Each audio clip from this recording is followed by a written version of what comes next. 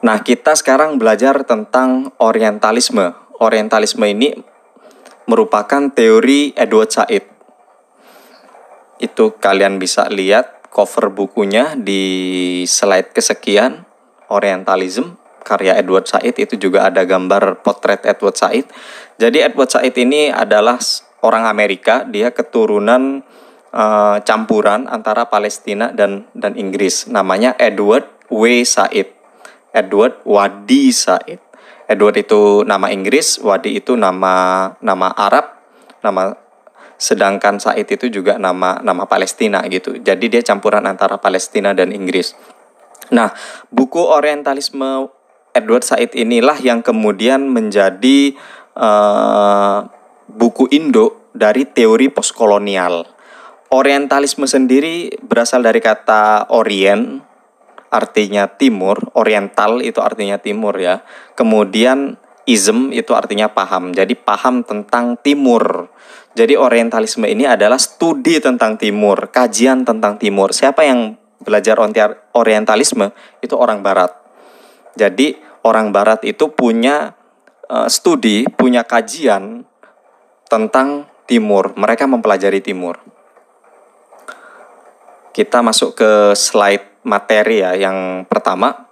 Jadi Eropa menganggap timur sebagai barang temuan mereka. Bahkan sejak dahulu timur telah menjadi tempat yang romantis, penuh makhluk eksotik, kenangan, panorama indah, dan pengalaman-pengalaman mengesankan.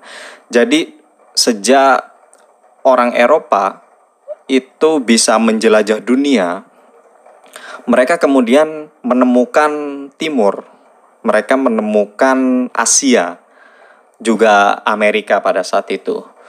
Jadi orang Eropa itu menemukan Asia dan juga Amerika. Amerika itu mereka menyebutnya New World atau dunia baru gitu kan. Ditemukan oleh Christopher Columbus yang pada saat itu menyangka bahwa Amerika itu adalah India. Makanya kemudian penduduk asli Amerika itu disebut Indian, karena Columbus menganggap bahwa itu adalah India. Nah, bagi orang Eropa, timur itu barang temuan mereka yang eksotis, penuh makhluk eksotik, menganggap bahwa makhluk-makhluk di sana itu eksotik, setengah manusia, setengah hewan, setengah jin gitu kan, penuh dengan kenangan, panorama indah, dan pengalaman-pengalaman mengesankan. Jadi eksotik itu artinya indah, tapi indah yang berbeda. Berbeda dari siapa? Beda dari orang Eropa gitu.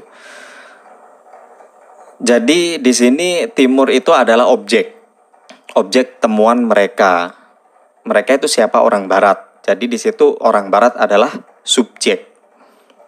Mereka menjelajah, kemudian mereka melihat daratan baru. Oh, ternyata dunia ini nggak cuma Eropa gitu. Mereka dulu nganggapnya dunia itu sebatas Eropa, ternyata enggak gitu kan. Setelah mereka menjelajahi laut dan mereka menemukan pulau-pulau, benua yang juga besar gitu kan, mereka menganggap bahwa timur itu adalah temuan mereka dan membawa pengalaman-pengalaman yang mengesankan.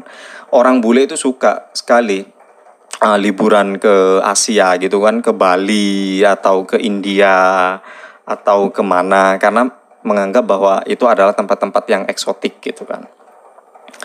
Nah, Orientalisme adalah suatu cara memahami dunia timur yang didasarkan pada keeksotikannya di mata orang Eropa. Jadi Orientalisme itu